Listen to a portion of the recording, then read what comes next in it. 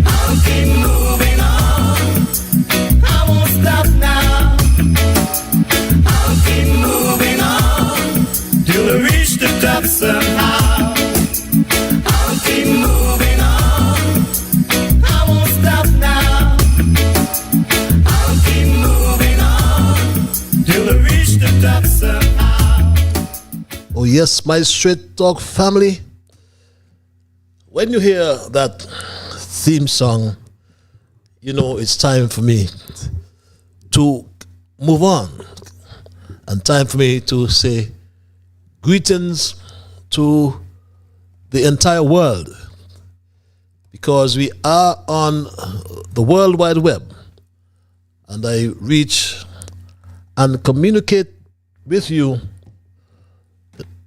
in all parts of the world.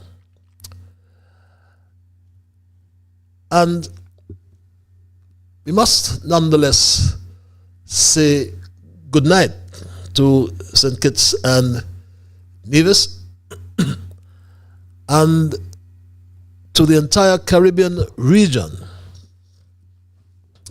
to my Straight Talk family in the Kittian, Division, and Caribbean diaspora all around the world, I say greetings one more time.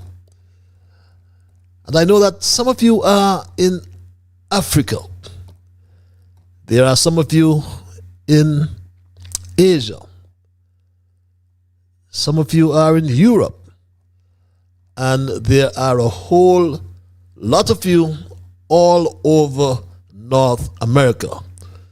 So I am at liberty to say good night. And I will say good morning. I will also say good afternoon, because one of such greetings will be applicable to the region in which you now find yourselves. And I know there are first-timers. We always have first-timers, because many of you share the link, and because you share that link, we do get first-timers.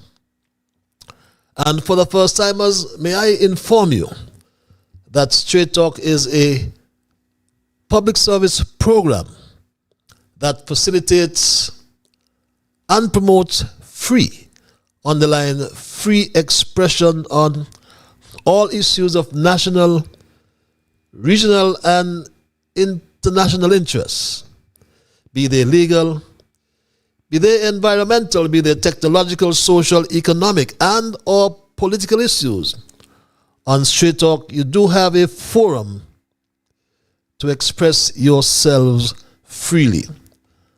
On this program, we try as well to raise the level of national, regional, and international consciousness. We try to raise the level of national, regional, and international discourse by alerting all of our people to their rights, to their responsibilities, and certainly to their obligations. My name is Ian Patches Liebert, and I give Almighty God thanks for blessing me with yet another opportunity to join you in conversation on yet another occasion. And as your host, I will hasten to pledge, and in particular for the first timers, to assure you that I will always remain an untiring advocate of truthfulness, as I am always reminded of the words of a favorite hymn of mine, written by Thomas Jackson and Franz Joseph Haydn. And it goes something like this: we are called to be God's prophets, speaking for the truth and right, standing firm for godly justice, bringing all those evil things to light. So let's seek the courage needed, our high calling, to fulfill that we may we all may know the blessing of the doing of God's will. Having said that, my Straight Talk family, especially the first timers, I can assure you as well that absolutely nothing is watered down on this program. We never try to make it more interesting by omission or by exaggeration. Street Talk is not about sensationalism. We are not about creating excitement, especially if that has to come at the expense of accuracy, because we always lean on the facts. As it is my bounden duty, I call it, to present the unvarnished truth, the plain truth, especially when it comes to governance in St. Kitts and Nevis, in the diaspora, wherever you are, across the Federation and across the world.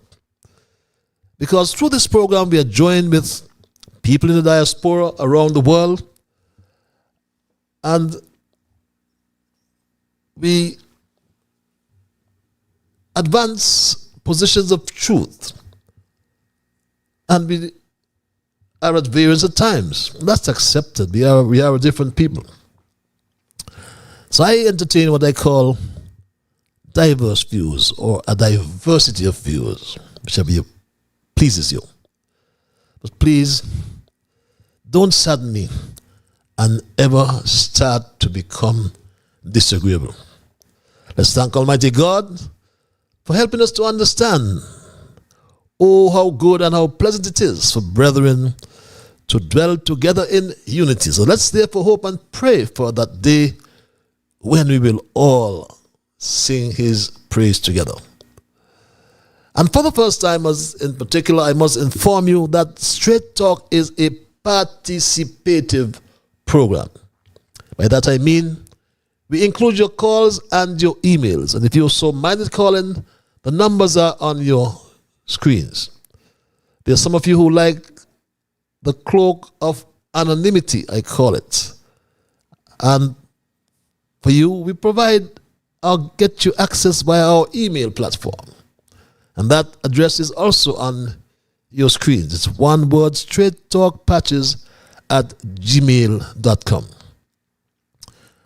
And let's do the imperative.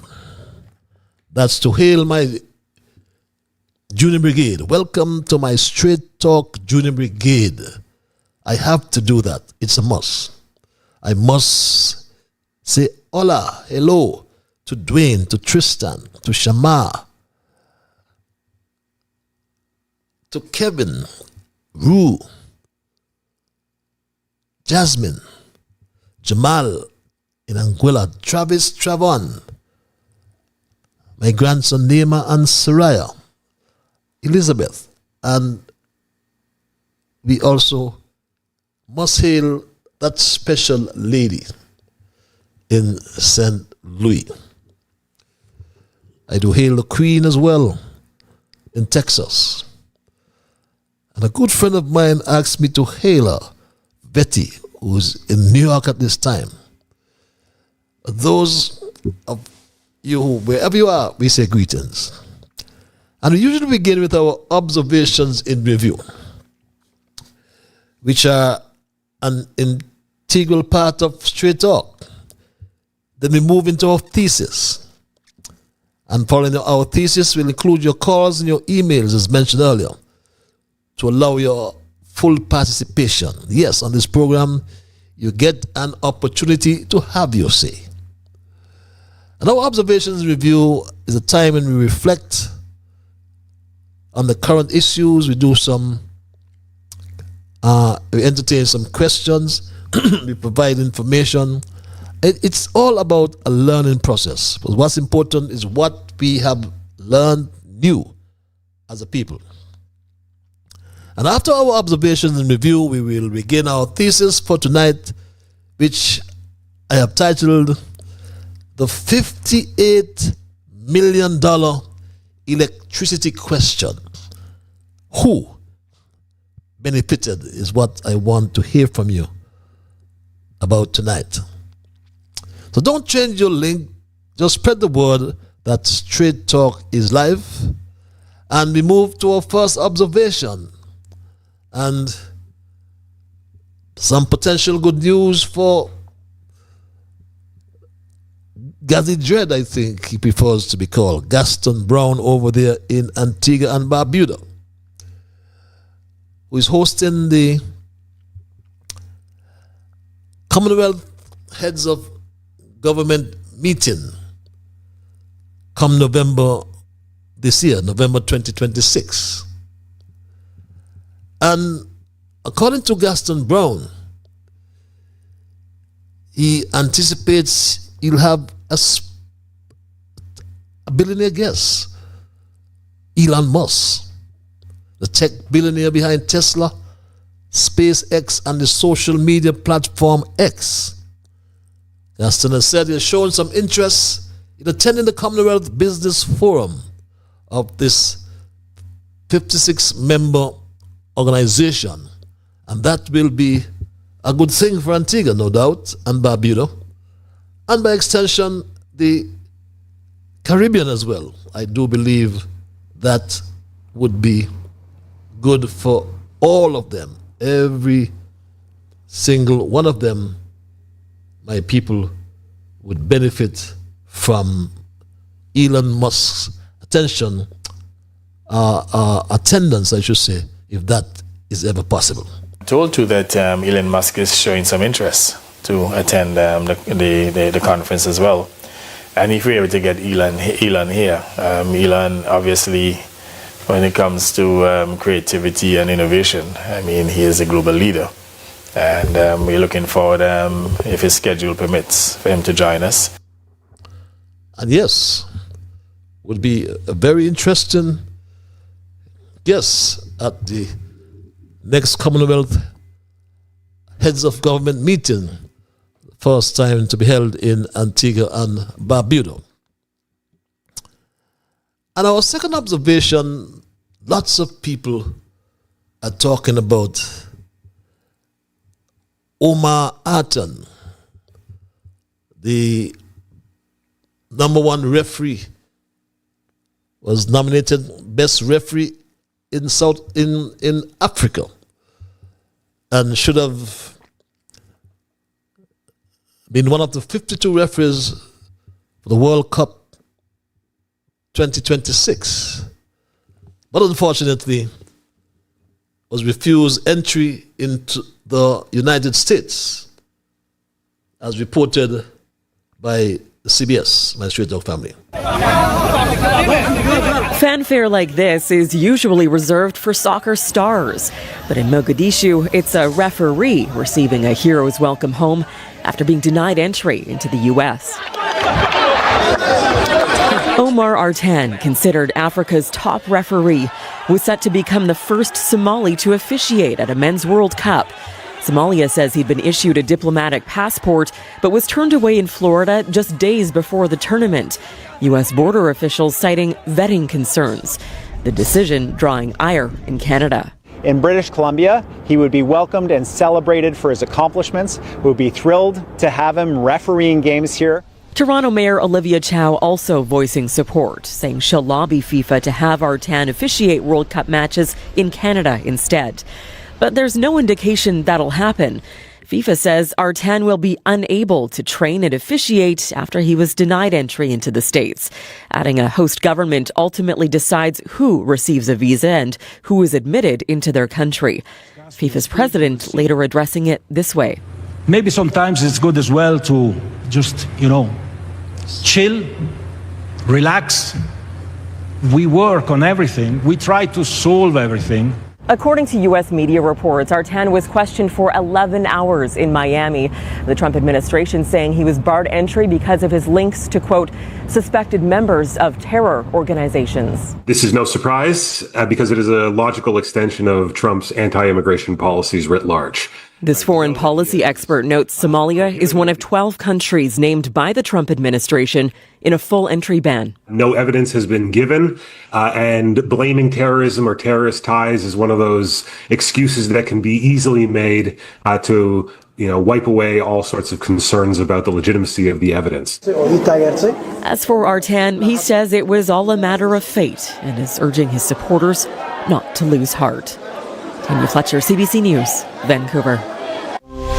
Well, one wonders why he was not assigned to the Canadian leg of the tournament in the first instance, because if my memory serves me well, Somalia is in fact on the list of countries with visa bans for entry into the United States. But that's history now. And as the president of FIFA said, Omar Attan would not be able to train in time for the World Cup. Referees have to be there a certain time and they do their physical tests and what goes with that. So he would obviously miss out of the 2026 World Cup. I could imagine his feeling. And our final observation, my Straight Dog family, the King Elimat said farewell posthumously, I think that's the word I can use, and jammed down 4th Street, not like he's crazy, but posthumously. and across George Street. Never had the crowds as he had in his heyday. But went across George Street, down 4th Street today, and then to his final resting place at the Springfield Cemetery.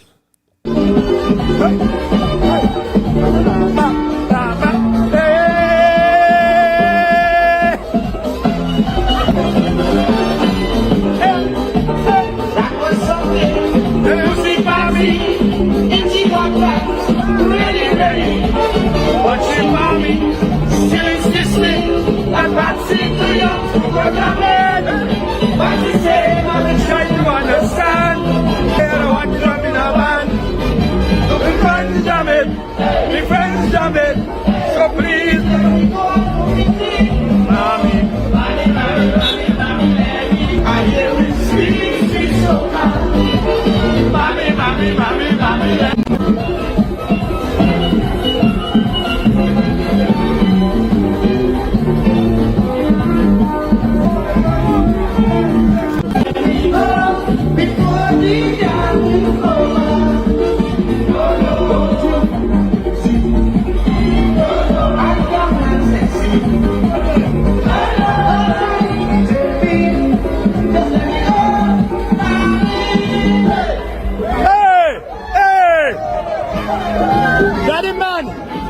You know how much Juve morning, hey, you know how you mash up them Juve morning with element music? Know what it is. Yes, I. Wayne Collins, Mr. Juve himself. That's the man. Yeah, in the Makazima now.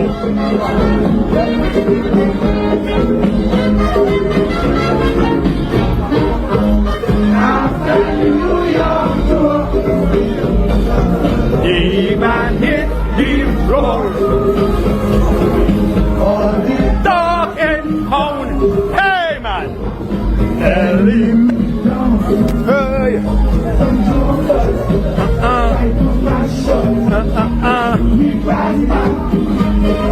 Pull up.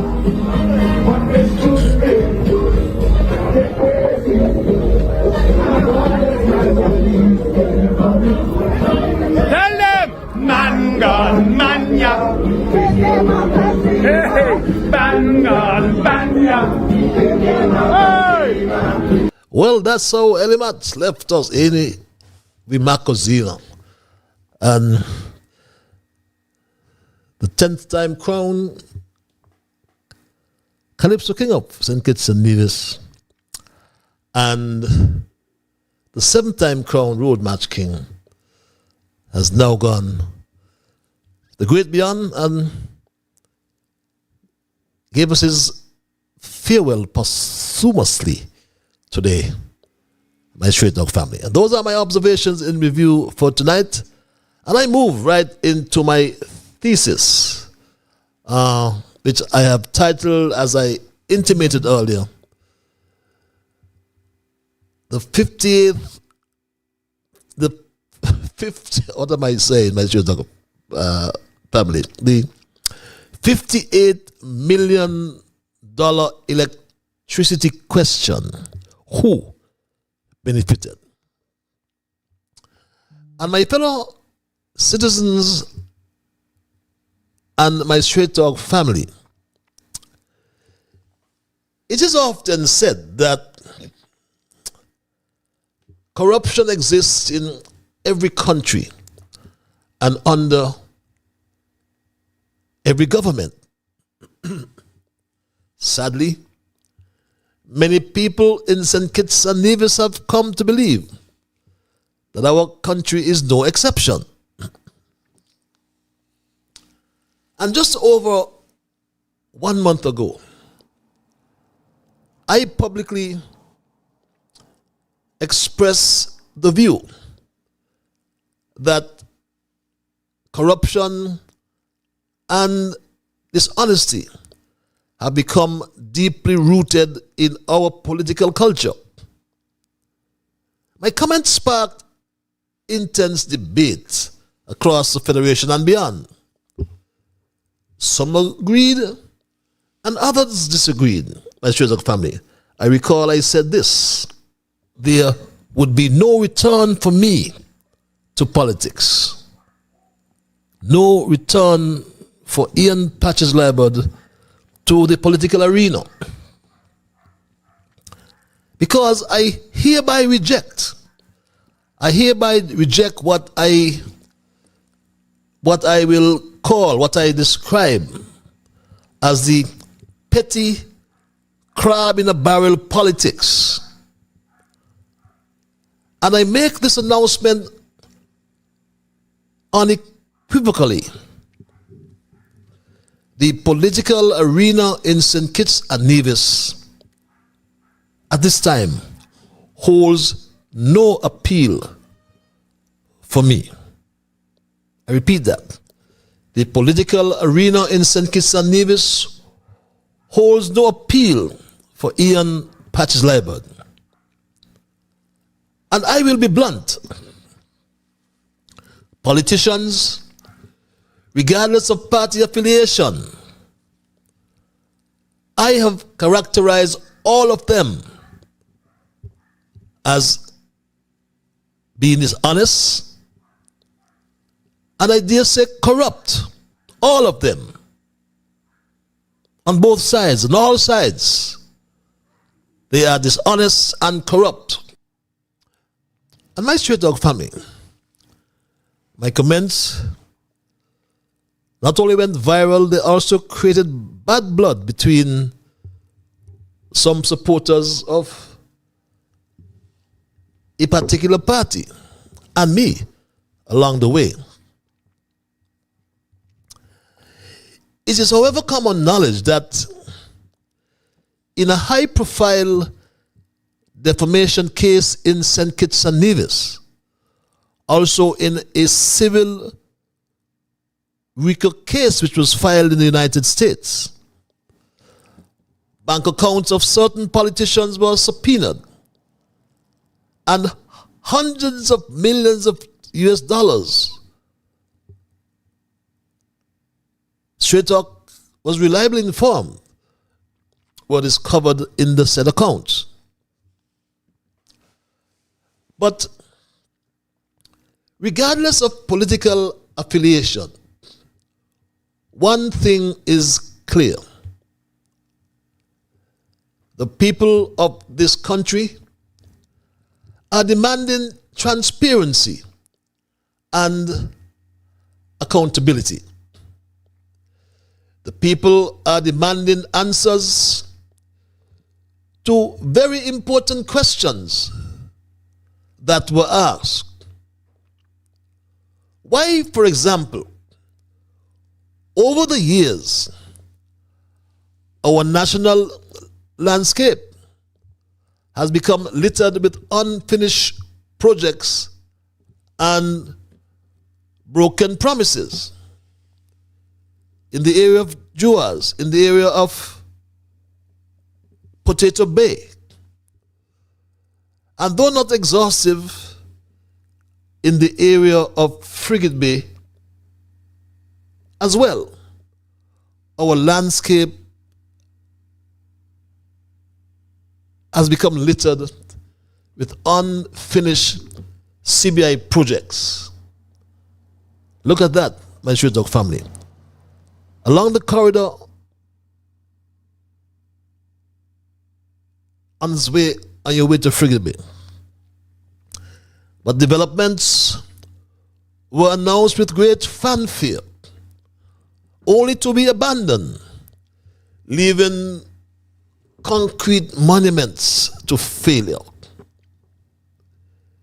We have witnessed investors arrive with promises of prosperity and depart leaving unanswered questions and unfinished structures. And mainly Chinese investors. They have run away with millions of US dollars of our money and left us with these eyesores, my Straight Dog family. Eyesores like this one and many more. Then came the prison project, as it is called, which was described as by the Attorney General as a good scam. We saw his WhatsApp messages. My Straight Talk family, the CBI programs in St. Lucia, in Grenada, in Dominica, and here in St. Kitts and Nevis are all fraught with corruption and money laundering. The people have also been exposed to repeated allegations concerning the citizenship by investment industry throughout the region, concerns about transparency, concerns about accountability, and grave concerns about the management of public resources continue to dominate public discussion. But some politicians in St. Kitts and Nevis did not even need the CBI, like Terence Michael Drew. From the moment Terence Michael Drew became Prime Minister, he set up a project unit in his office, and very early he appointed a project manager, my Straight Talk family. And he embarked on his corruptive practices very early, my Straight Talk family. He rolled out the Robert Llewellyn Bradshaw Museum project, as you can glean from the billboard there. And without conforming to the proper procurement procedures, he used $4 to $8 million from the government treasury, my Straight Talk family. And after that money disappeared, and the project came to a screeching halt, my Straight Talk family, suddenly the scaffolding and the billboard came down. Terence Michael Drew did not need the CBI, like I said, as he indulged in further corruption, and again, without following procurement procedures as per the law. He raped the treasury of $5.8 million to purchase 1,000 water storage tanks, my Straight Talk family.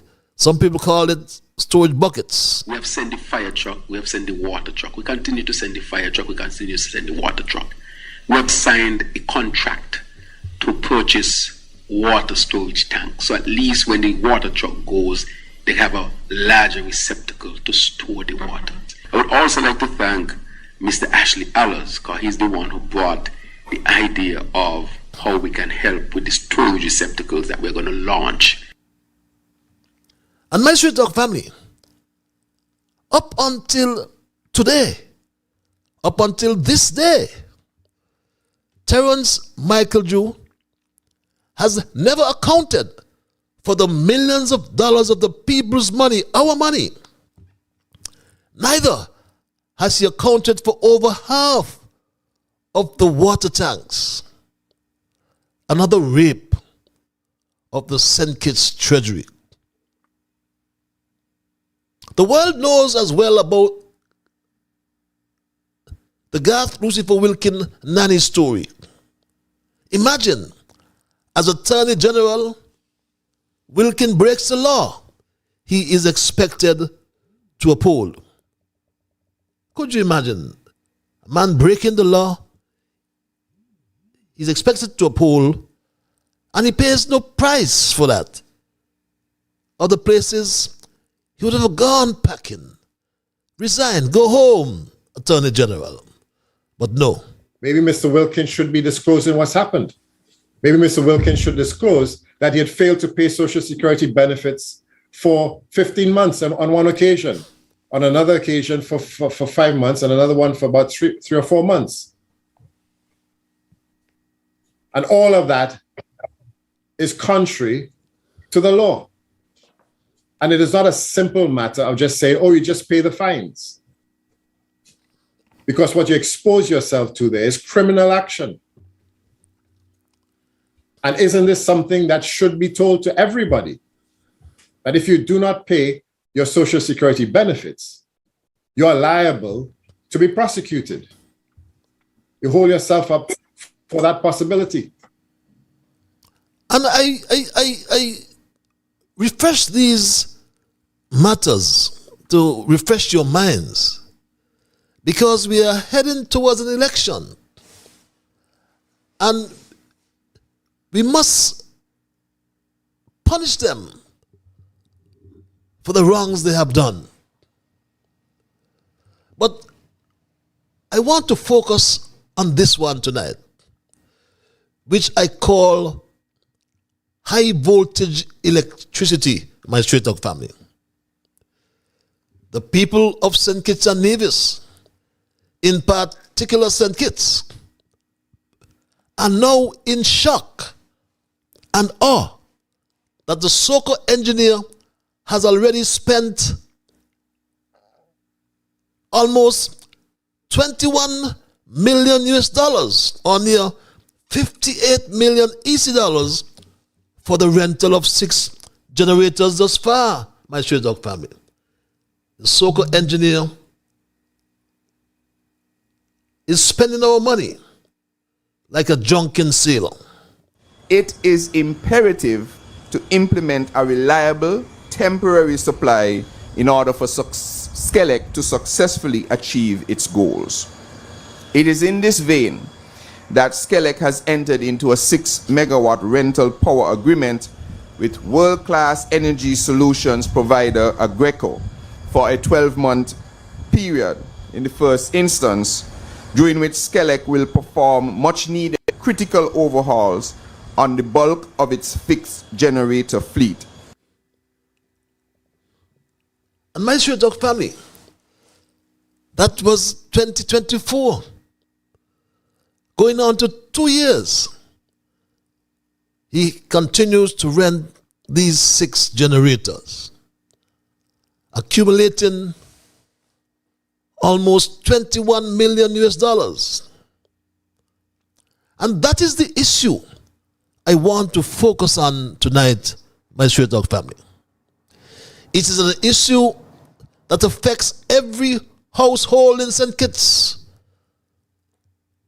And I speak specifically to St. Kitts because SCELEC is the company that deals with electricity in St. Kitts, and NEVLEC deals with Nevis. It is an issue that affects every business on St. Kitts. My Straight Talk family, it is an issue that affects every citizen who pays an electricity bill. An issue that has now become known as the $58 million electricity question, my Straight Talk family. The 58 million EC dollar question, I said, my Straight Talk family. I'll say it one more time. The $58 million EC question. I want you to hear it. I want this to stick. I'll say it one more time without being a nuisance. It is the 68 million, the 58, beg your pardon, $58 million question, my Straight Talk family. Yes, it is. The 58 million EC dollar question. I tell you one more time. And yes, he has confirmed. He didn't confirm this, my Straight Talk family. The government has guaranteed full financial absorption of all costs associated with this 12-month SCELEC Aggreko 6 megawatt rental agreement to the tune of approximately $10.5 million. 10.5 million US dollars per annum. It should have been rented for 12 months. What happened? Haven't they maintained or refurbished their generators? It's going on now to 24 months. And my fellow citizens, according to information that has entered the public domain, the St. Kitts Electricity Company, SCELEC, has reportedly spent approximately $21 million. The government, I should say, under the SOCO engineer, has spent $58 million thus far on the operating costs and rental of 6 generators, 6 megawatts of power from Agreco. Think about that. $58 million. Not to build a new power plant, not to construct renewable energy infrastructure. $58 million not to invest in long-term energy security, but to rent generators. That's how smart the SOCO engineer is. The question that every citizen should be asking the SOCO engineer, Congress, is simple. Who benefited? Who negotiated these arrangements, Congress? What procurement process was followed, SOCO engineer? Who approved the contracts, SOCO engineer? What alternatives were considered? And how much has been paid to date? How much more remains to be paid? And most importantly, why were the people not given full disclosure before tens of millions of dollars were committed? These are not unreasonable questions, SOCO engineer. These are questions of public accountability, especially when Straight Talk has confirmed that Barbados is also renting temporary generation from Agreco, the same company, the same core service, the same Caribbean region. Yet, the reported costs appear dramatically and painfully different in Barbados to St. Kitts. Publicly available figures indicate that Barbados' Agreco arrangement provides approximately 11 megawatts of generating capacity at an annual cost equivalent to roughly $5 million. You hear me? The Barbados Agreco arrangement provides approximately 11 generating sets, 11 1 megawatt generating sets at an annual cost equivalent to roughly $5 million. Meanwhile, St. Kitts and Nevis is paying, or St. Kitts rather, let me not put the snake in this one, St. Kitts is paying approximately $10.5 million annually for only 6 generators. Let that sink in. Let this sink in. Barbados has entered into an Agreco arrangement to rent 11 megawatts of generating capacity at an annual cost equivalent to $5 million or 11 million Barbados dollars. Meanwhile, St. Kitts is paying approximately $10.5 million for only 6 megawatts. Let that sink in, my Straight Talk family. So that means Barbados is receiving almost twice the generating capacity at roughly half the annual cost. The comparison raises obvious and unavoidable questions. How can one Caribbean island, Barbados, be paying approximately $5 million for 11 megawatts of power, while another island, St. Kitts, pays approximately $10.5 million for 6 megawatts? How can the so-called energy engineer, or anyone for that matter, explain the enormous difference in value? Was the government able to negotiate competitive terms, or is there something sitting in the back end of the St. Kitts Agreco agreement? The so-called engineer must tell us that. Is there something sitting in the back end of the St. Kitts Agreco agreement? Did the government conduct a full market assessment before entering the agreement? Were alternative proposals sought? Was independent technical and financial advice obtained? The issue is not whether Agreco is a reputable company. Agreco is one of the world's leading providers of temporary power solutions and has supplied generation equipment to governments and utilities across the Caribbean for decades. This is the second time they are providing such a service to St. Kitts. In the Douglas administration, they did. Remember, those generators were under the bridge there across from the airport. But my straight talk family, if the so-called engineer believes that the Agreco contract is justified, then Congress, you should release the details. If the so-called engineer, Congress Maynard, believes that the Agreco contract is justified, release the details.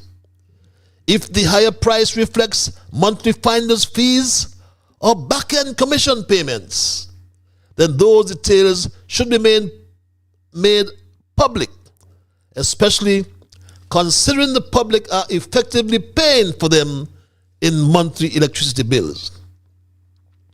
Transparency would end speculation immediately. But until those details are disclosed, the numbers tell a very troubling story. The same company, nearly half the power, approximately double the cost.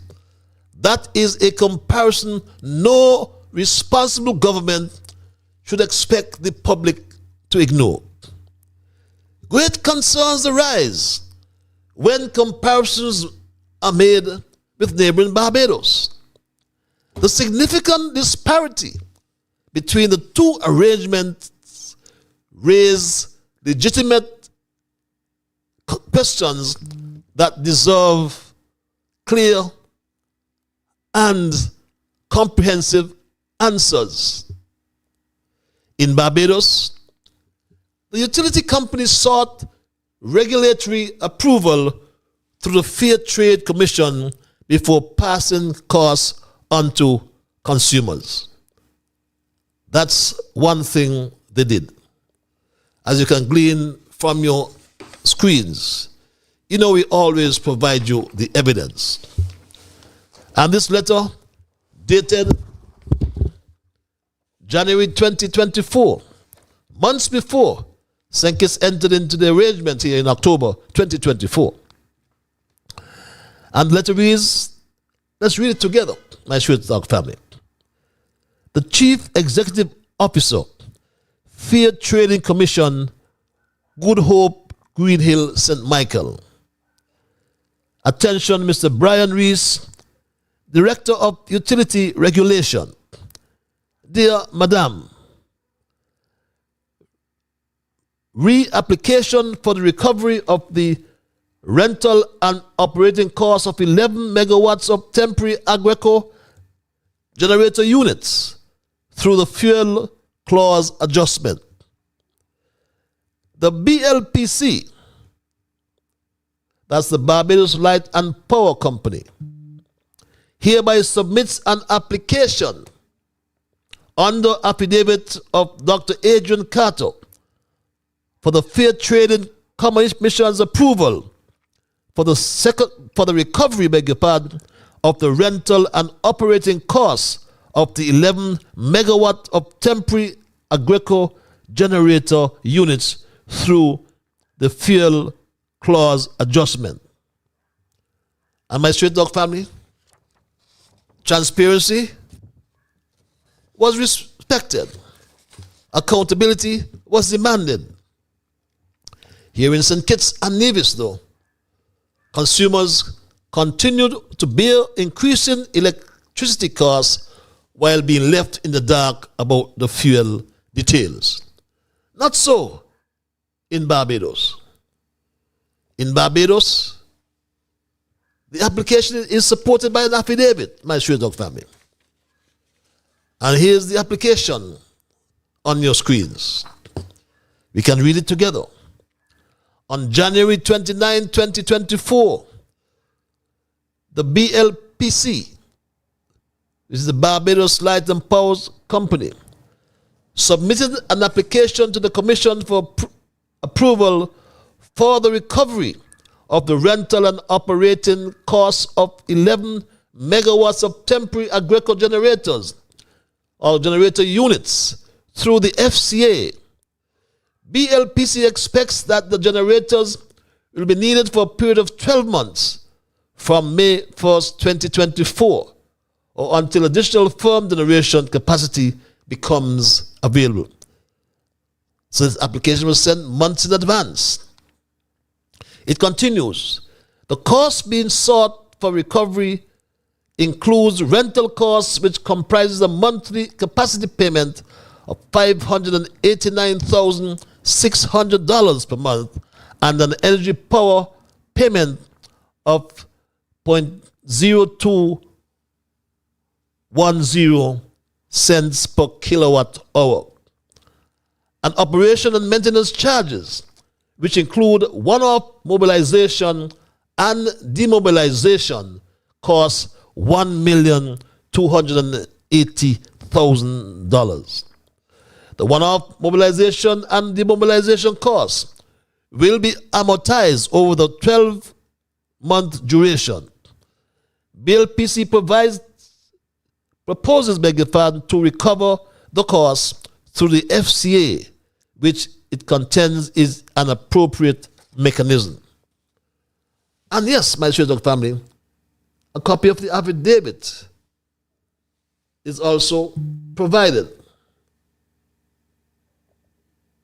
A copy of this affidavit is provided, my Straight Talk family. Let me get this one off my screen, because a copy of this is, as I said, provided. Yes, you can glean from your monitors again. We always provide you the evidence, as I said. And you can see the affidavit, my Straight Talk family, signed by, on the 29th of January, and it says in part, I am manager of regulatory affairs at the Barbados Light and Power Company Limited. The applicant or the company or the BLPC, a company registered under the Companies Act, Chapter 308 of the Laws of Barbados, with its registered office situated at Garrison Hill in the parish of St. Michael. I am duly authorized to depose to the facts and matters in this affidavit, and the statement of facts herein are within my personal knowledge unless otherwise stated. And two, the affidavit confirms, as it says, the purpose of my affidavit is to provide an overview of the application by Barbados Light and Power Company Limited for approval to rent 11 megawatts of temporary generation and to recover the rental and operation costs of 11 megawatts of temporary agricultural generator units through the fuel clause adjustment until such time that advocate additional permanent firm generation capacity becomes available. And the non-fuel costs at section 515 of the affidavit with agricultural units that are targeted to be recovered through the FCA are estimated at 0.106 cents per kilowatt hour, my Straight Talk family. And it sits there again in the end and sign. But again, the application I had on your monitors, I will put it one more time, my Straight Talk family. So, we provide the evidence. We always do provide the evidence. But here in St. Kitts and Nevis, in St. Kitts to be specific, consumers continue to bear increasing electricity costs while being left in the dark about the full details.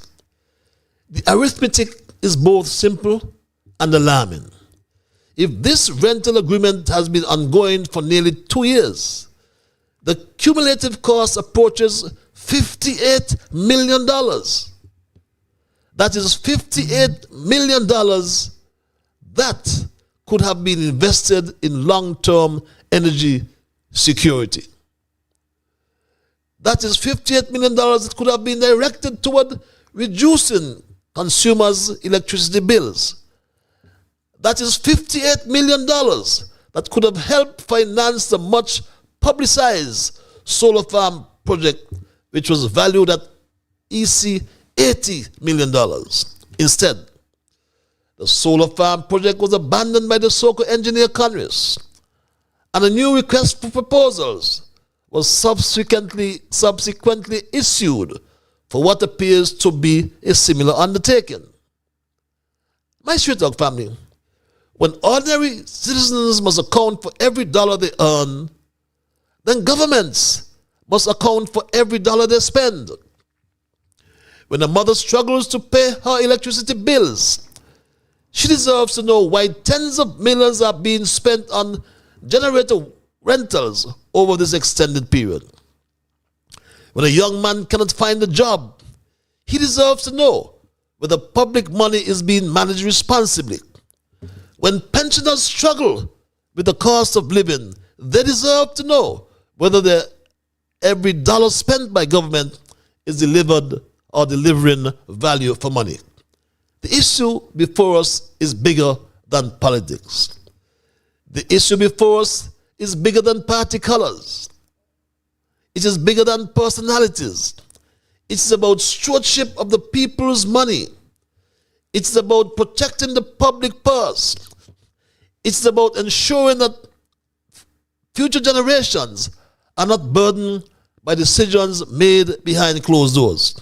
Therefore, we call for full transparency regarding these generator rental arrangements. Let the contracts be published. Let the procurement process be disclosed. Let the payments be revealed.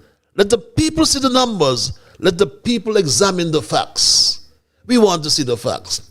And let the people determine whether they receive value for money. Because in a democracy, public money belongs to the people, not to you, SOCO engineer Congress. And when $58 million is spent, the people have a right to ask questions. The people have a right to demand answers. The people have a right to know who benefited from the $58 million electricity deal. Until that question is fully answered, the cloud of suspicion will remain over this administration.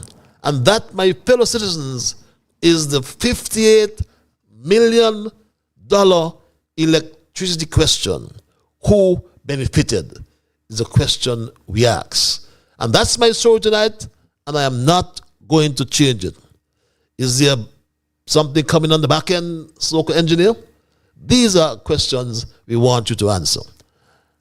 Well, that's my story, and I'll open the lines. I will entertain your calls and your emails. And when I do so momentarily, I anticipate that you will respect others.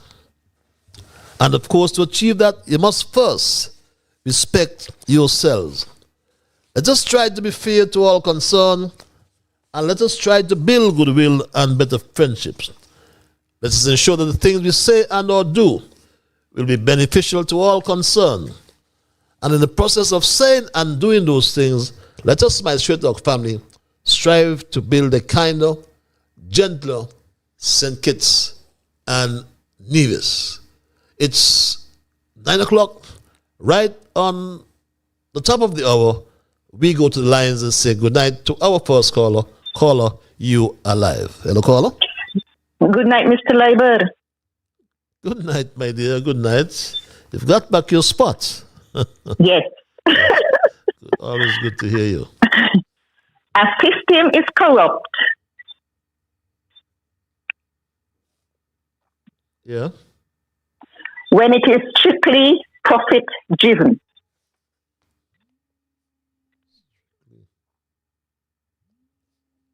Profit driven. Not driven to serve the best interests of its people. Not driven to serve the best interests of its people. Not driven to serve the best interests of its people.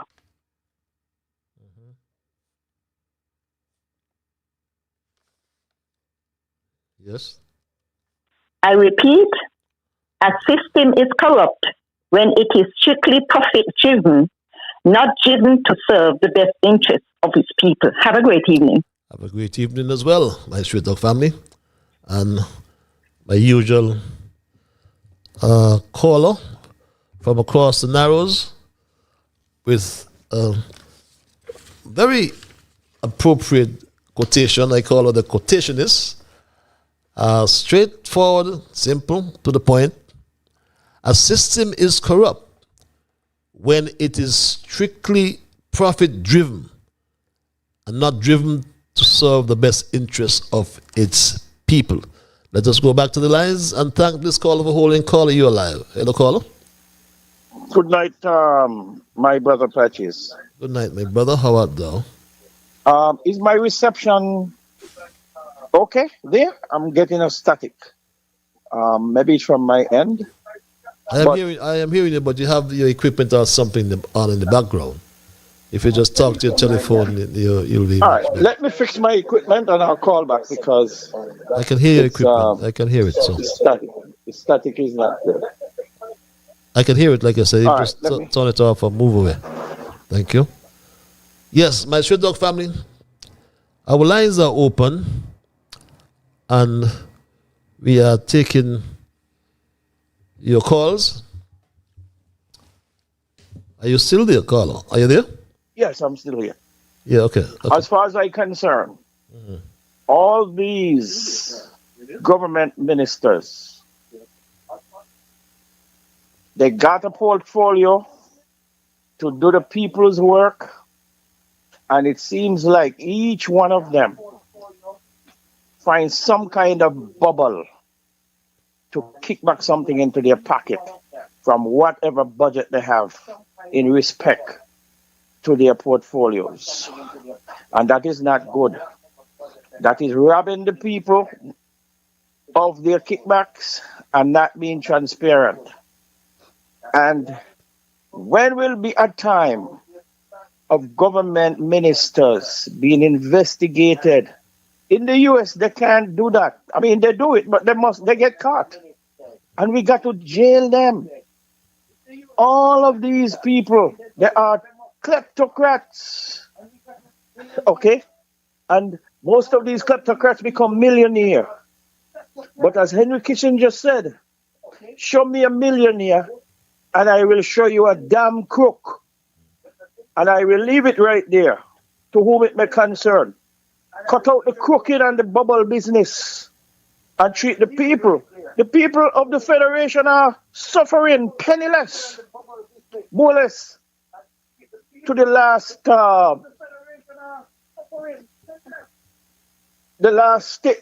show you had.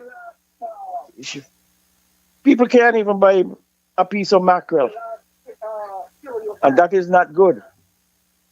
But it's soon over. People of the Federation of St. Kitts and Nevis, get rid of these people. They are their profit for themselves. Nothing about you all. They have blown the whole concept out of proportion. And you got to hold them accountable by get rid of them and the next administration investigate them with the unvarnished facts to each minister who have a portfolio. And if they are found guilty in the investigation, we put them on trial and jail them and empty those monies that they stole. Bring them back down to the level. I will leave it right here. Thank you. Thank you very much. As you reminded me, I must apologize because, in fact, one of my Straight Talk family members sent me a receipt of the cost of mackerel in the U.S. and I really should have posted it. I overlooked that to download that and post it for your information. And a pound of mackerel in New York is only $7.39.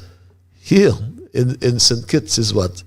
Almost, is what? Let me get it right for you. I think it's $13 in St. Kitts and Nevis. $13 or $12. $5 more for a pound of mackerel here in St. Kitts. It's $32 a pound. But my Straight Talk family, getting back to our discussion tonight and repeating our quotation tonight: the system is corrupt when it is strictly profit driven, not driven to serve the best interests of its people. Let's go back to the lines. Caller, you're live. Hello, caller. A pleasant good evening, your party. How are you doing? I am peaceful, my dear. And yourself? I haven't heard this voice for some time. I can see. Yeah, to give me a break because you know the phone no work good and you don't want to call in and nobody hear what to say. Okay. So I can see those. You don't work good at certain time. Okay. But yes. Good to hear nonetheless. Yeah. Okay. What I want to say, I will really find out about these generator or because me just have to pay $800 a month, sometimes $900 a month. I don't have a crutch where I just look for babies. I don't have a thing house where I just do elders. I don't have them there, and I don't wash for the hospital. And I've been paying $800 and $900 a month.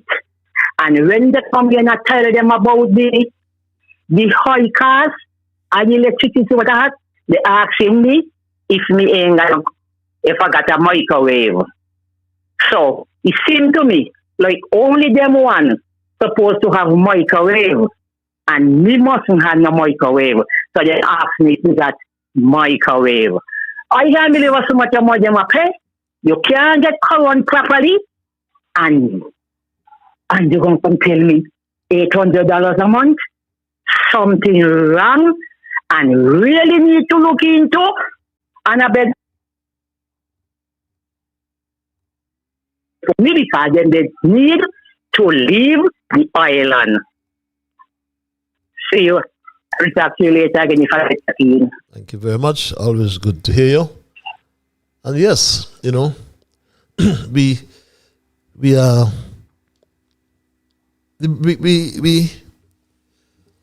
brought you the information, and Straight Talk always bring you the facts. The Barbados Light and Power Company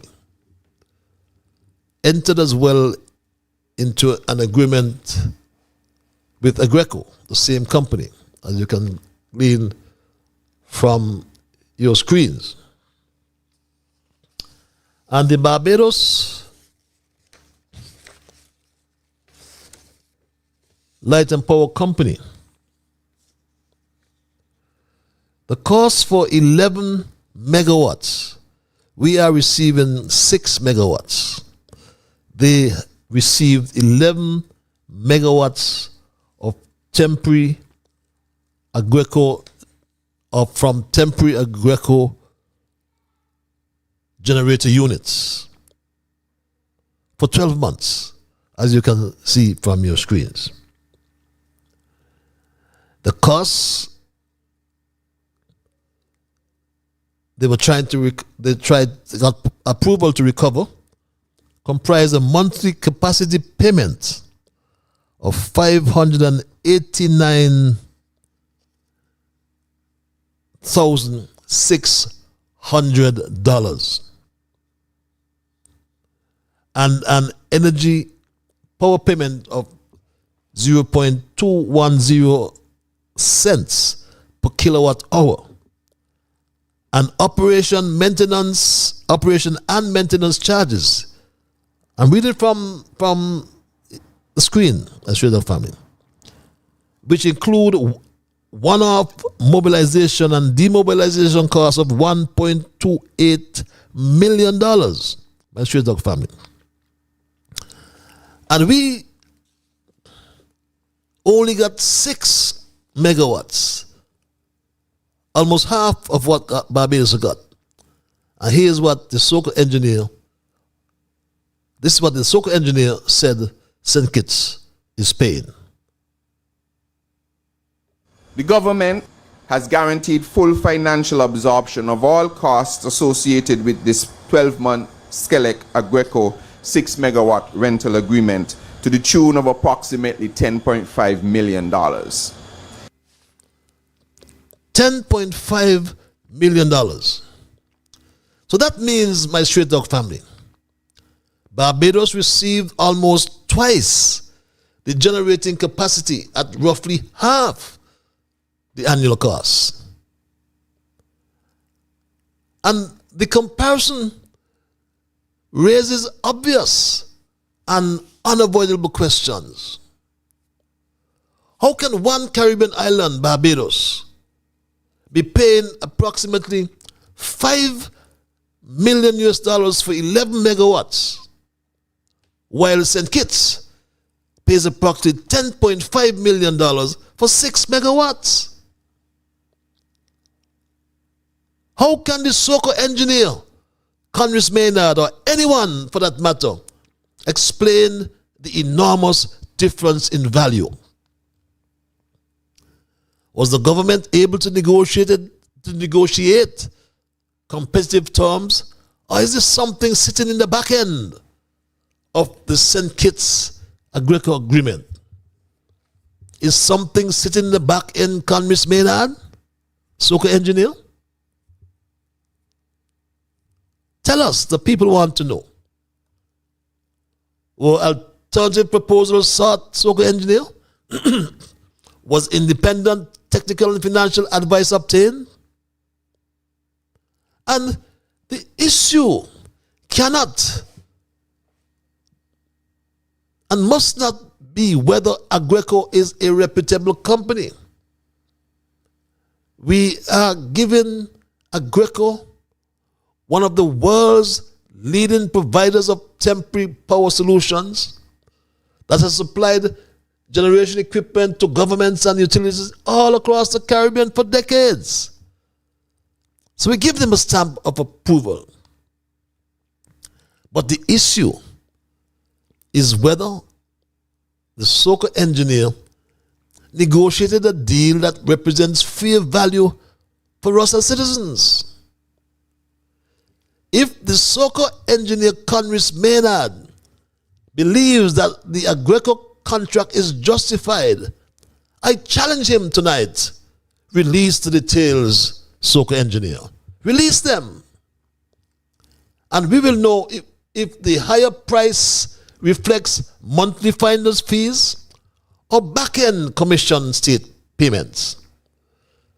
And if so, then those details will be made or should be made public, especially considering the public are effectively paying for these charges in the monthly electricity bills. Transparency is the only thing that could end speculation immediately. And until those details are disclosed, the SOCA engineer, you must know that the numbers tell a very, very troubling story. And it's a simple story. The same company, Agreco, provides nearly half the power, but approximately double the cost. That is a comparison no responsible government expects the public to ignore. We can't ignore that, Soka engineer. Of course not. And we ask the question, is there a back-end commission deal? Is there monthly finder's fees? These are pertinent questions. Great concerns arise when comparisons are made with neighboring Barbados.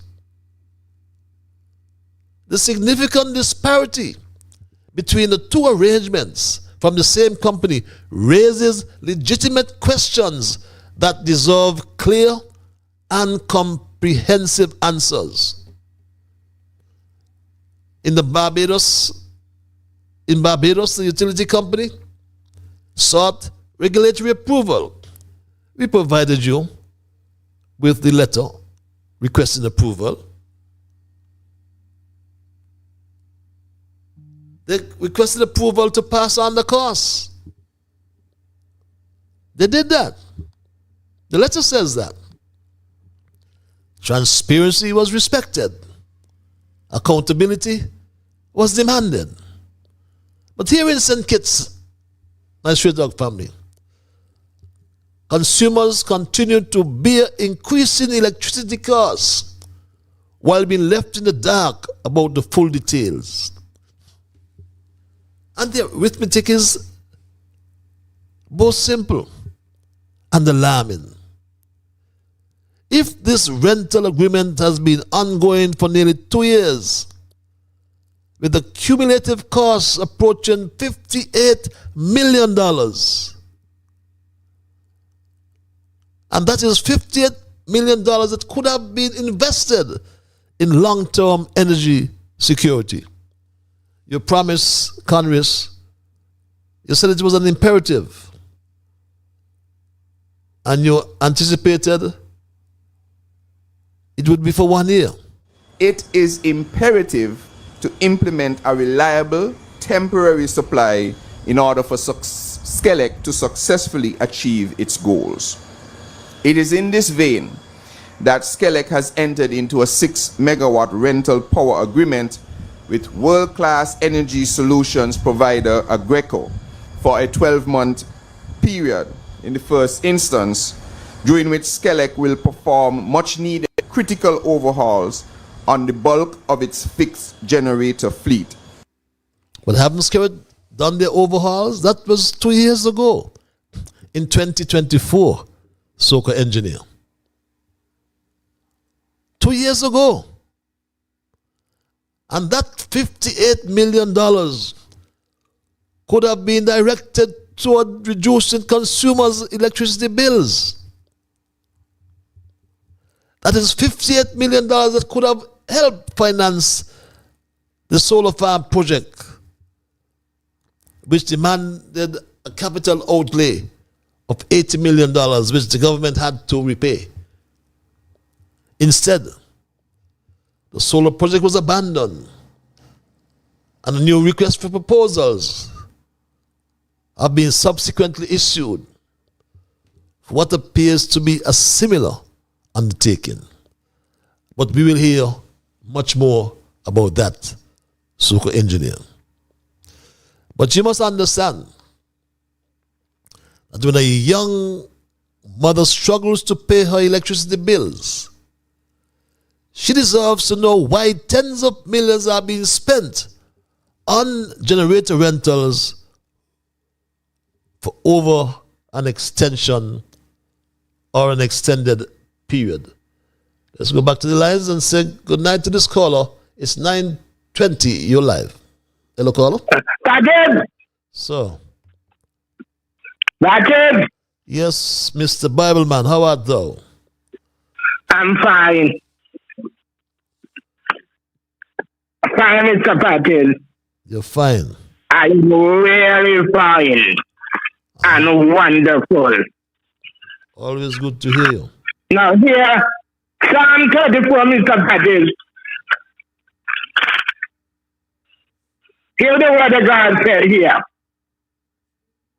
I will bless the Lord all times.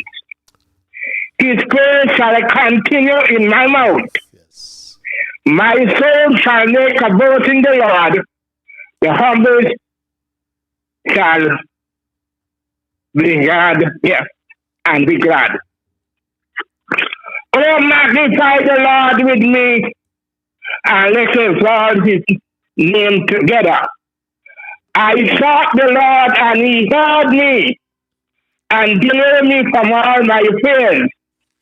They look upon him, and they were enlightened, and their face was not ashamed.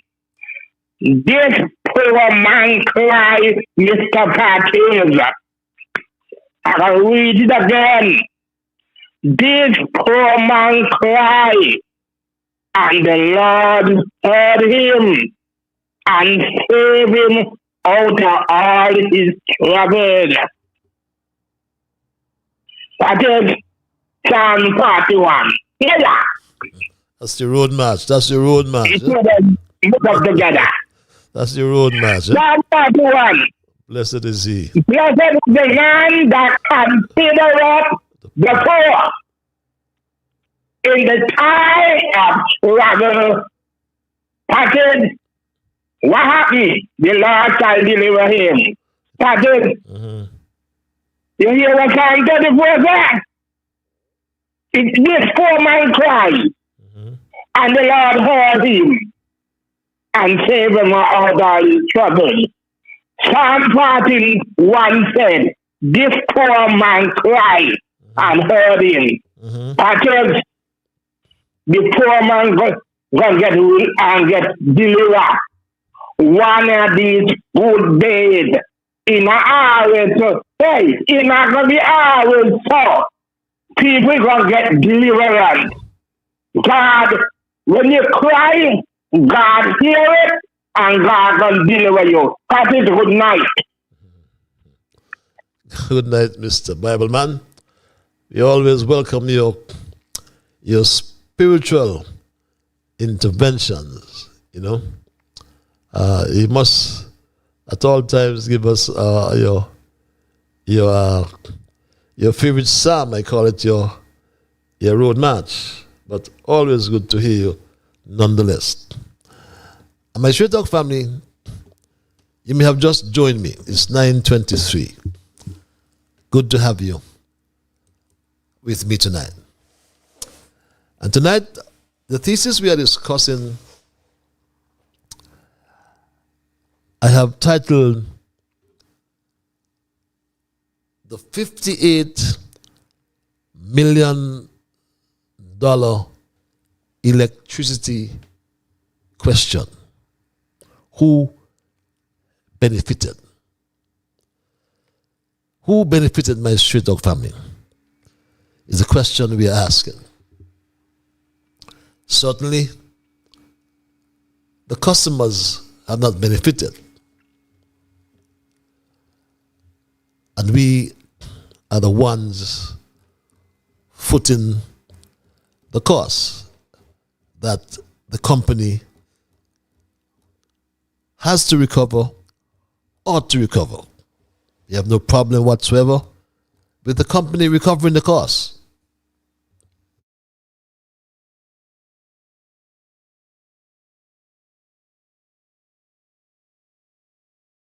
No problem whatsoever, my Straight Talk family. But something seems wrong. Something is wrong. And if you have just joined me, the government of St. Kitts and Nevis, according to the soccer engineer, said it was imperative. He said it was a must to hire or rent generators. Remember, they came in to office and met what some people call a shovel-ready project, solar farm project. And they tried to renegotiate what they have met. And obviously with no intention to execute the project, the SOCO engineer frustrated the project. I'm a bit surprised that the investors didn't at least seek some form of judicial review. I'm really, really surprised, but I haven't followed that. But the SOCO engineer said, my Straight Dog family, that it was imperative to do this. It is imperative to implement a reliable temporary supply in order for SCELEC to successfully achieve its goals. It is in this vein that SCELEC has entered into a 6 megawatt rental power agreement with world-class energy solutions provider Aggreko for a 12-month period in the first instance, during which SCELEC will perform much-needed critical overhauls on the bulk of its fixed generator fleet. So, based on what he said, it was anticipated that they will take a 12-month period to overhaul the generator or generation capacity. But according to the information that is in the public domain, the government has reportedly spent thus far, since 2024, US $21 million plus operating costs and other costs. As remember, the SOCO engineer guaranteed this, my Straight Dog family. The government has guaranteed full financial absorption of all costs associated with this 12-month SCELEC Aggreko 6 megawatt rental agreement to the tune of approximately $10.5 million. 10.5 million US dollars. And going on for 2 years, that's 21 million US dollars thus far on the operating costs and rental of the 6 generators, as I provided that information as well. You can count them as a Straight Dog family. 1, 2, 3, 4, 5, 6 generators. But think about that. Think about that, my Straight Dog family. $58 million. Not to build a power plant. $58 million not to construct renewable energy infrastructure. $58 million not to invest in long-term energy security, but to rent. Hear this, my Straight Dog family, to rent generators. But the question that every single citizen should be asking the SOCO engineer is simple. Or the questions, I should say. Not questions, questions. Who benefited? Who negotiated these arrangements? What procurement process was followed? SOCO engineer. Who approved the contracts? What alternatives were considered? How much has been paid to date? And how much more remains to be paid? And most importantly, why were the people not given full disclosure before tens of millions of dollars were committed? And these are not unreasonable questions, do you find? These are questions rather of public accountability, especially when Straight Talk has confirmed that Barbados also rented temporary generation from Agreco, the same company, the same coast service, the same Caribbean region. Yet, the reported cost was dramatically and painfully different. Public available figures indicate that Barbados' Agreco arrangement provided approximately 11 megawatts of generating capacity at an annual cost equivalent to roughly US $5 million, less than half of what St. Kitts is paying for half of the generation capacity it is renting. This is the information from the Barbados Light and Power Company, a corporation just like Skellig, registered under the Companies Act just like Skellig, sole provider of the government just like Skellig. And my Straight Dog family, meanwhile, St. Kitts pays 10.5 million per year for only 6 megawatts of power. Let that sink in, my Straight Dog family. And that simply means Barbados is received almost twice the generating capacity at roughly half of the annual cost. And that comparison raises obvious and unavoidable questions. How can Barbados be paying approximately 5 million US or have paid 5 million US for 11 megawatts, while St. Kitts pays 10.5 million US for 6 megawatts? How can the SOCO engineer explain the enormous difference in value? How can he, my Straight Dog family? The issue is not about Agreco. Agreco is one of the world's leading providers of temporary power solutions. We give Agreco our stamp of approval. The issue, my Straight Dog family, the issue is whether St. Kitts negotiated a deal that represents fair value for its citizens.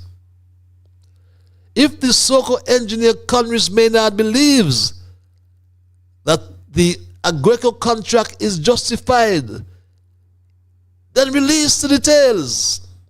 Release the details, Conris Maynard. If the higher prices reflects monthly finder's fees or back-end commission payments, then those details should be made public as well, especially considering that the public are effectively paying for these fees in monthly electricity bills. Transparency would end all the speculation, Congress Maynard. All we are asking for is transparency, full transparency, Congress Maynard. That's all the country is demanding. This email reads, my Straight Dog family, I haven't forgotten the emails, for those of you who may be wondering. And the email address, again, is on your screens for those who like the cloak of anonymity. And this email reads, a pleasant evening, Patches. I am a Kititian living in Barbados and working for the Barbados Light and Power Company Limited. I have been working with the company since 2009. I think I can answer your question about the disparity between the Barbados deal with Agreco and the St. Kitts deal with the same company, Agreco. Barbados Light and Power Company Limited is a private company owned by a Canadian power generation company named Emera. The government of Barbados has no control over or influence in the affairs of Barbados Light and Power Company Limited, including any negotiations or contracting arrangements for rental of temporary generators. In St. Kitts, Skellig is a state-owned entity and therefore under the direct control and influence of the government of St. Kitts and Nevis, and the minister responsible, in this instance, Minister Conris Maynard. If the management team of Barbados Light and Power Company Limited had entered into an agreement similar to the one Skellig entered into rent generators from Agreco, then the legal department of Emera in Canada would have already launched a full investigation and forensic audit. Let's see what Skellig and Minister Maynard will do now that you have unearthed this unbelievable arrangement there. Arrangement like the Skellig one with Agreco affects everyone, but most of all, it's disproportionately hard on low-income households. Keep shining the light, Patches. It's the best disinfectant known to man. Reads this email. And my Straight Dog family, it needs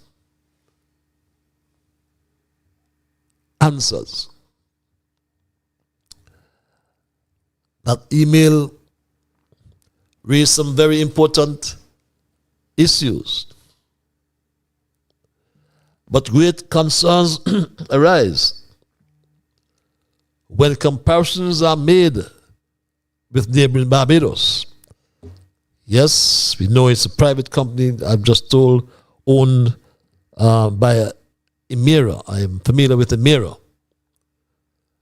But the significant disparity between the two arrangements raises legitimate questions that deserve clear and comprehensive answers from the SOCA engineer Conris Maynard. Conris Maynard, the country needs to know. In Barbados, the utility company sought regulatory approval through the Fair Trading Commission before passing it on to consumers. We provided and we posted the letter to the Fair Trade Commission. Transparency was respected. Accountability is always demanded. Here in St. Kitts and Nevis, however, consumers continue to bear increasingly high electricity costs, while being left in the dark about the full details. The arithmetic, as I said before, is simple and alarming at the same time. And if this rental agreement has been ongoing for nearly 2 years, and the cumulative cost is approaching $58 million,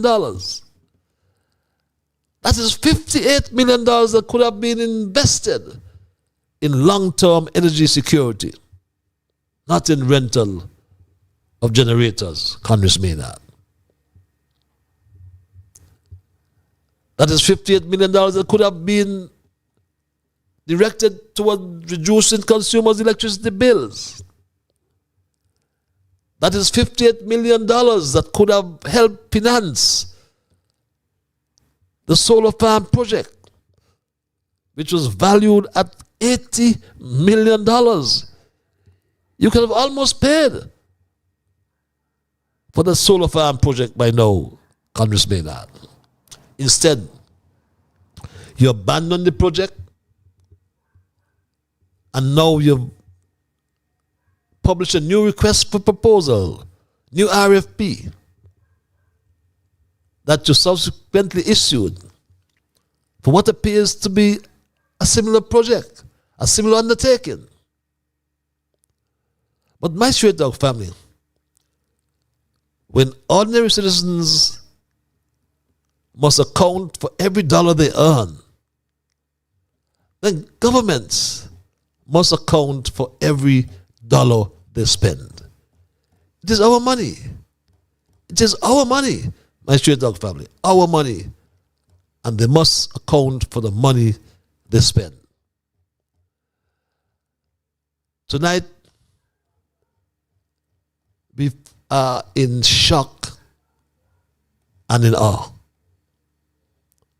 my straight dog family,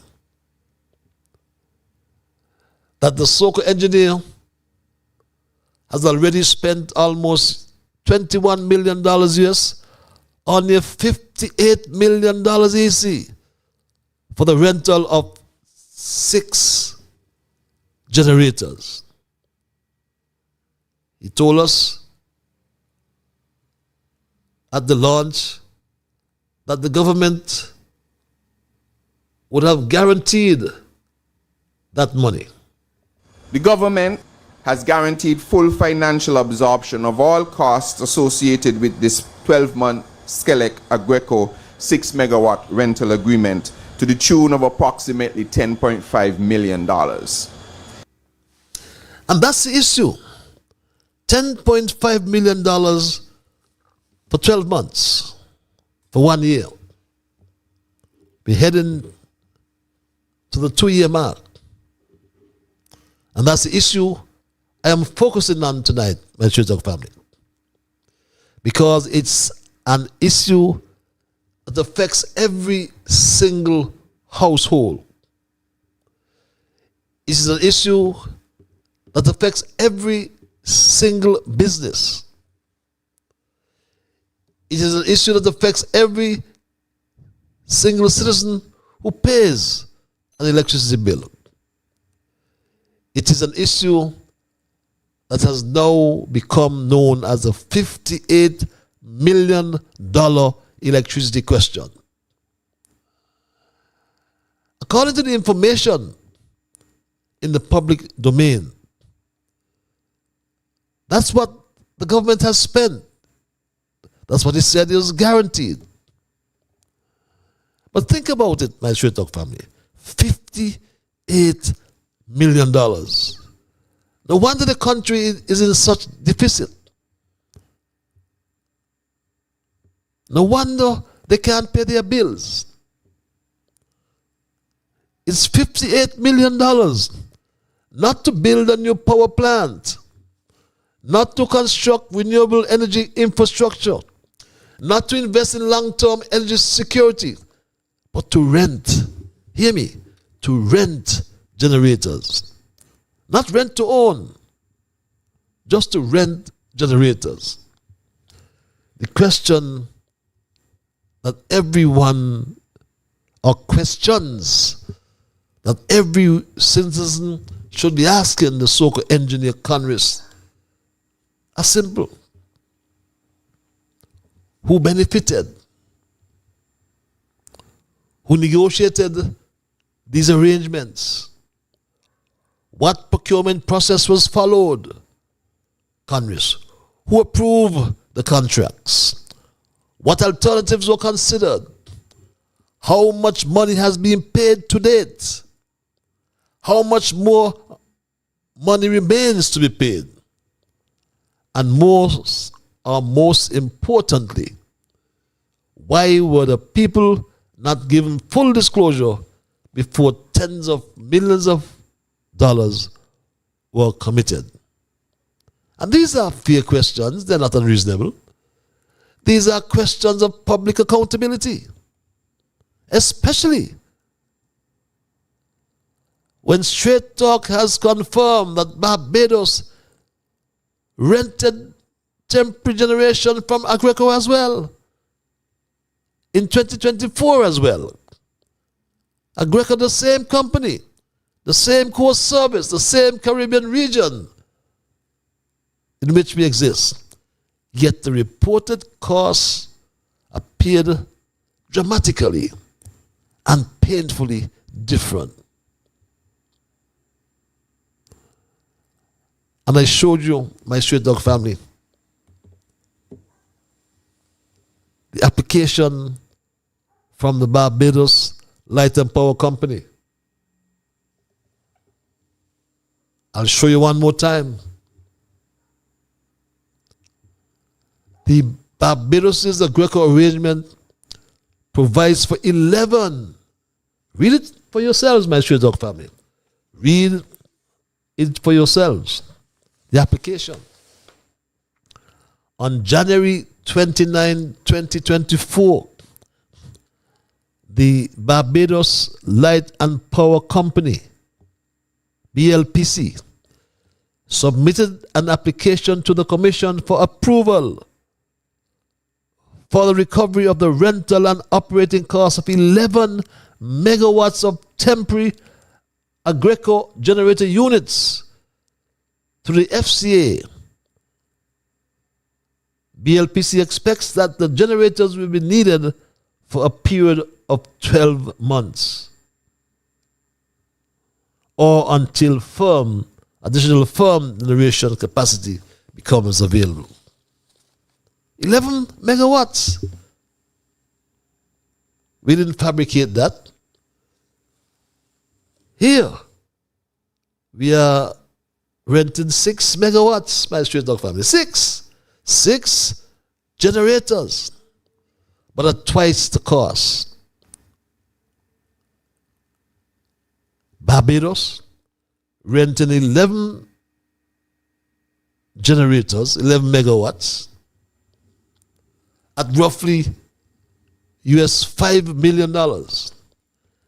Meanwhile, St. Kitts is paying $10 million, 10.5 to be exact, for 6 my Straight Dog family, 6 generators.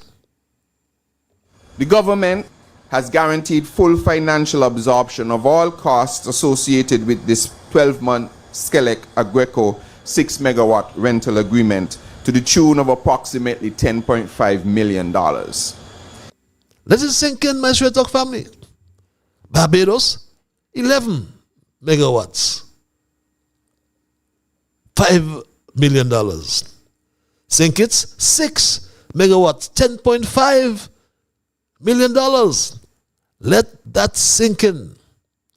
Something fishy is in that. People are afraid to talk, but Straight Talk, not afraid. We bring you the facts. Is the so-called engineer Congress or anyone that he knows getting a kickback? Because this comparison raises obvious and avoidable questions. How can Barbados be paying $5 million for 11 megawatts while St. Kitts pays $10.5 million for 6 megawatts? How can the so-called engineer explain this enormous difference in value? Something fishy in that. Something fishy in that so-called engineer. If Congress Maynard believes that the Agreco contract is justified, if he's at variance with the information we have provided, then release the details you have. Make them public, Congress. Make them public.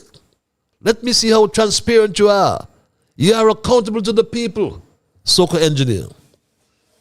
If the higher price reflects monthly finder's fees or back-end commission commitments, then those details should be made public, especially considering the public are effectively paying for them in their monthly electricity bills. Transparency would end all speculation Congress made at. But until those details are disclosed, the numbers will continue to tell a very, very troubling story. Very troubling story. The same company, nearly half the power, approximately double the cost, and that is a comparison no responsible government should expect the public to ignore. I'll take a few more calls before I wrap tonight's programming. Caller, you are one. Are you there, caller? Thank you, Brother Patches. Yes, thank you again, Brother Patches. Now, all these ministers, who assigned them their portfolios? Is it the Prime Minister? Also, who should be supervising these ministers to carry out the Prime Minister's assignment?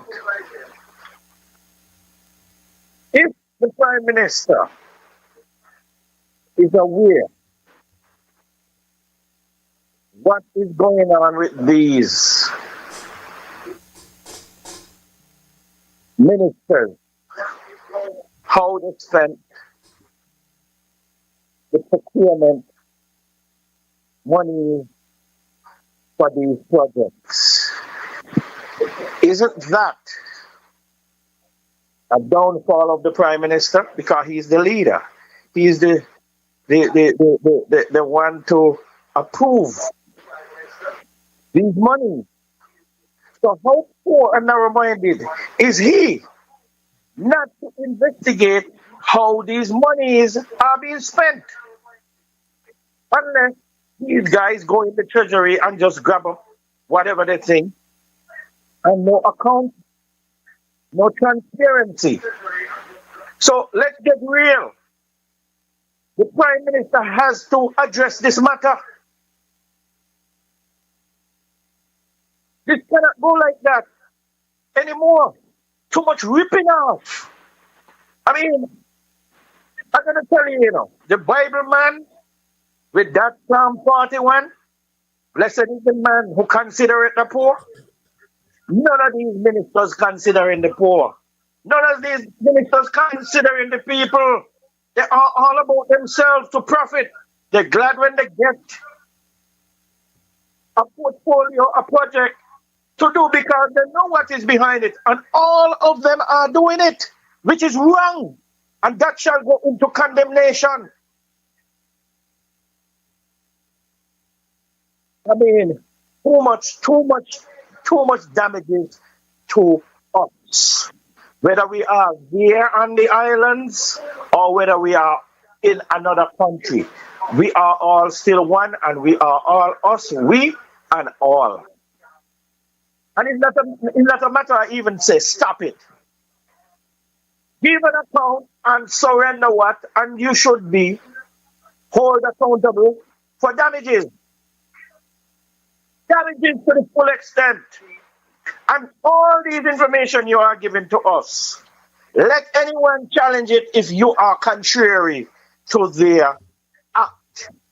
It is contrary to what you were supposed to do and you did not do. Come forward and state your claim. The people need to know how the money being spent. And I, for one, definitely need to know. So, Congress, this is your portfolio. This was your assignment. Come forward. Thank you. I will leave it like that. We are waiting. And we give you until tomorrow to come forward. Have a press conference and bring all your facts. Thank you. Thank you very much. Thank you very much, my brother. And yes, transparency would end all the speculation right away. It would end the speculation immediately. So Congress Maynard, the so-called engineer, until those details are disclosed, the numbers would tell a very troubling story. I know as one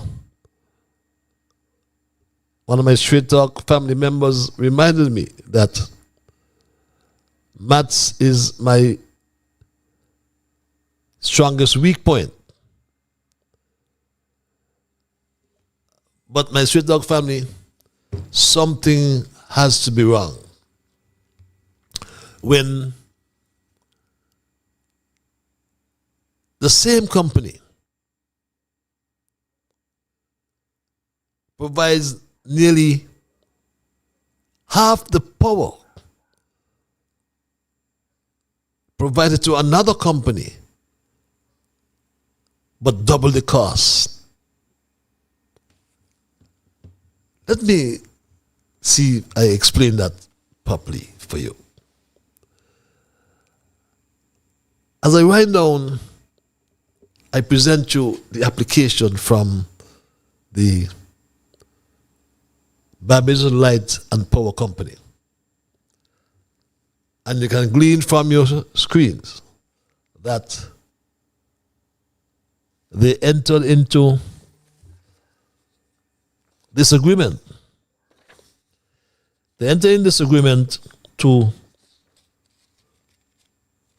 rent 11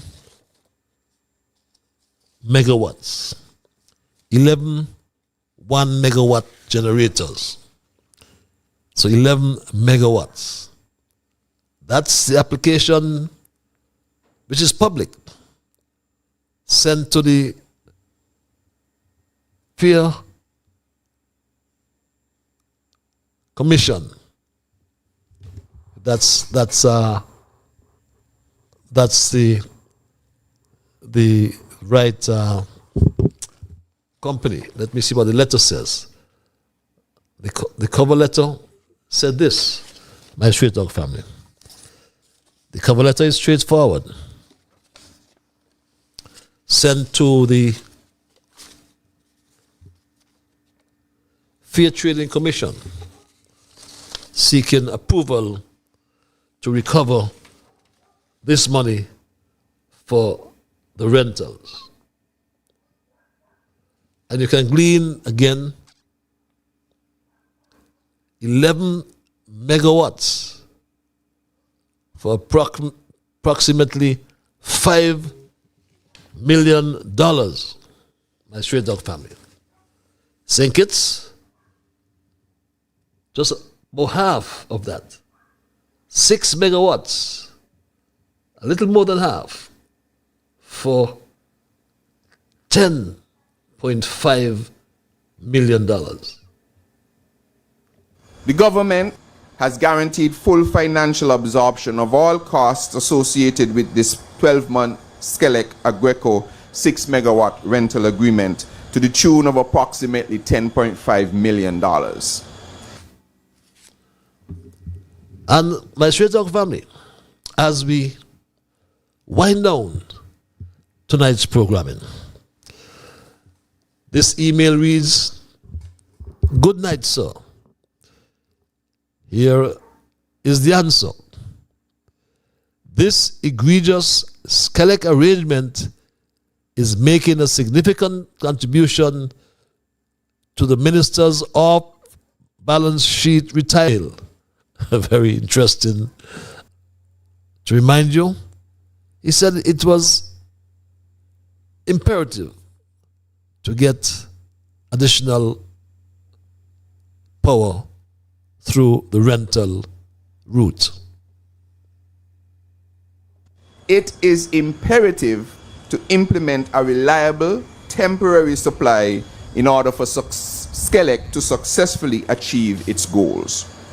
It is in this vein that Skelec has entered into a 6 megawatt rental power agreement with world-class energy solutions provider Aggreko for a 12-month period in the first instance, during which Skelec will perform much-needed critical overhauls on the bulk of its fixed generator fleet. But at what cost? He told us this, my Straight Talk family. The government has guaranteed full financial absorption of all costs associated with this 12-month Skelec Aggreko 6 megawatt rental agreement to the tune of approximately $10.5 million. $10.5 million, my Straight Talk family. But the same Aggreko rented generators to the Barbados Light and Power Company during the same period. 11 megawatts at approximately $5 million.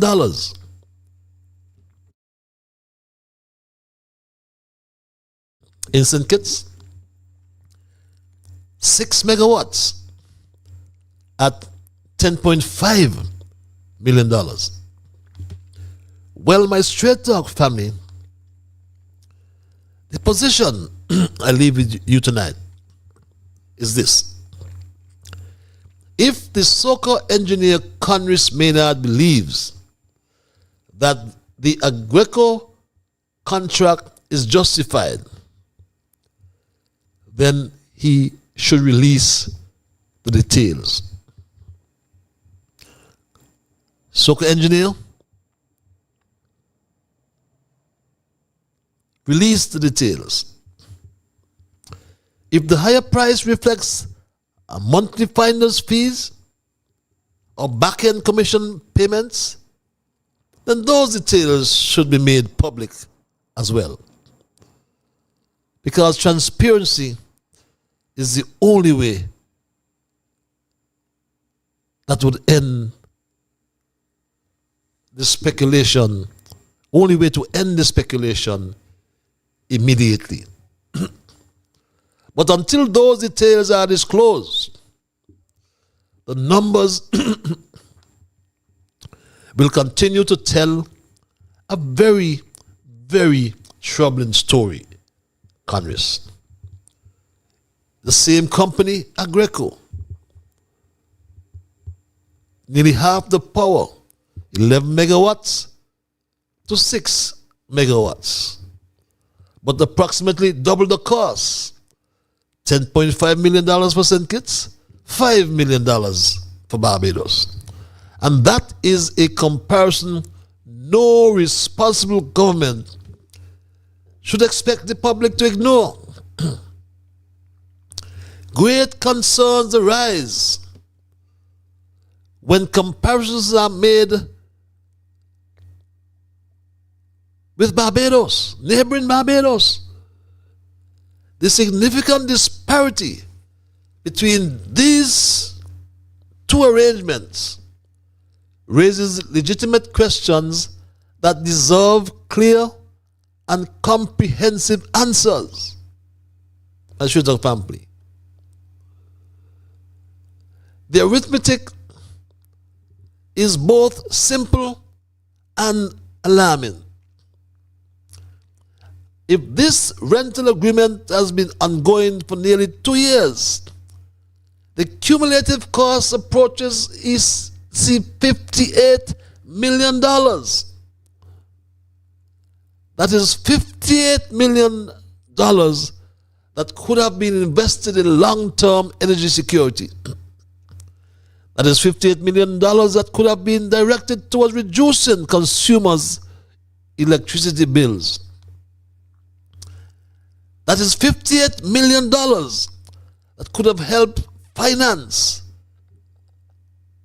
the much publicized solar farm project which you abandoned that cost $80 million. Caller, you're live. Hello, caller? Yes, Patrice, it's me again. I beg you, please turn around and tap that guy there for me, because it seems to me that me is the only one down here paying them kind of money there because they know I just call in and tap your shop and say what I got to say. I beg you, please let that boy there come out and tell us how these load of money go and watch not. It seems to me like me are the only one down here just paying kind of thing there. Yes, because 800 and 900, me now was for the hospital, me now was for the old people them, and me ain't got nothing for no children. So come on, why are you doing that to me? What do you mean they tell me I mustn't talk? Well, I'm going to talk now. So they're going to have more pressure to put on top of me because I'm not going to stop talk. It's too wicked, rainful, and bad. See, all of them are dressed now, look, they're going like the queen ball.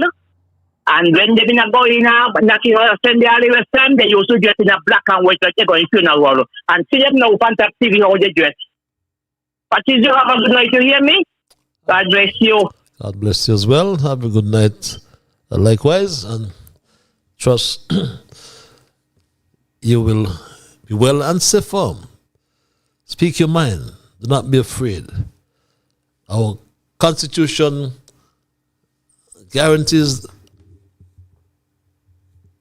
such a fundamental right to free expression. But as we wrap, my Straight Talk family, the arithmetic, the maths, as we call it, my strongest weak point, but I find it simple and alarming. If this rental agreement has been ongoing for nearly 24 months,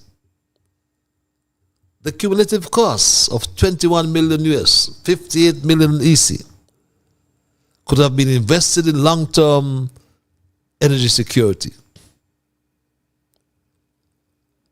Instead, the SOCO engineer abandoned our solar project, and he has orchestrated a new request for proposals issued for what appears to be a similar undertaking. My Straight Talk family, ordinary citizens must account for every dollar they earn. The governments must account for every dollar they spend. When a mother struggles to pay her electricity bills, she deserves to know why tens of millions are being spent on generator rentals over this extended periods. You heard that lady paying $800 and $900 a month, and she deserves to know why tens of millions are being spent on generator rentals over this extended periods. When a young man cannot find a job, he deserves to know whether public money is being managed responsibly. When pensioners struggle with the cost of living, they deserve to know whether every dollar spent by government is delivering value for money. The issue SOCO engineer and Terence Michael drew, the issue before us presented tonight, is bigger than politics. It is bigger than party colors, whether red, orange, white, orange, green, green or blue or yellow. It is bigger than party colors. It is bigger than personalities. It is about stewardship of the people's money. It is about protecting the public purse. It is about ensuring that future generations are not burdened by decisions made behind closed doors. And my Straight Talk family, I wind down. When we call for full transparency regarding these generator rental arrangements, publish the contract, SOCO engineer. Disclose the procurement process. Reveal the payments. Let the people see the numbers. Let the people examine the facts, and let the people determine whether they received value for money. Because in a democracy, public money belongs to the people. And when $58 million is spent, the people have a right to ask questions. The people have a right to demand answers. The people have a right to know who benefited from the $58 million electricity deal. Until that question is fully answered, the cloud of suspicion will remain over this Terence Michael Drew administration. And that, my fellow citizens, my Straight Talk family, is a $58 million electricity question. Who benefited? Soko engineer, Congress Maynard, be the first to respond. That's my story tonight, and I am not going to change it. I must thank Almighty God for guiding our conversation tonight, as always. I must thank you, the viewers, the listeners, those who called, those who sent emails. Remember, you are the ones who made Straight Talk, and for that reason, I say a big, big thank you.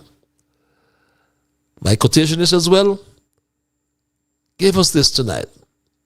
A system is corrupt when it is strictly profit-driven, not driven to serve the best interests of its people. Until we connect on Monday, this week has gone, for another edition of Straight Talk, be good to yourselves and to all whom you meet. Remember, my Straight Talk family, whatever your mind conceive, that you will achieve. But first of all, you got to believe. So when you wake in the morning, thank God for the morning light. Thank Him for taking you through the night. And my Straight Talk family, keep moving on. Bye-bye. Until we connect on Monday. Have yourselves a wonderful weekend. Be good to all whom you meet. Bye-bye.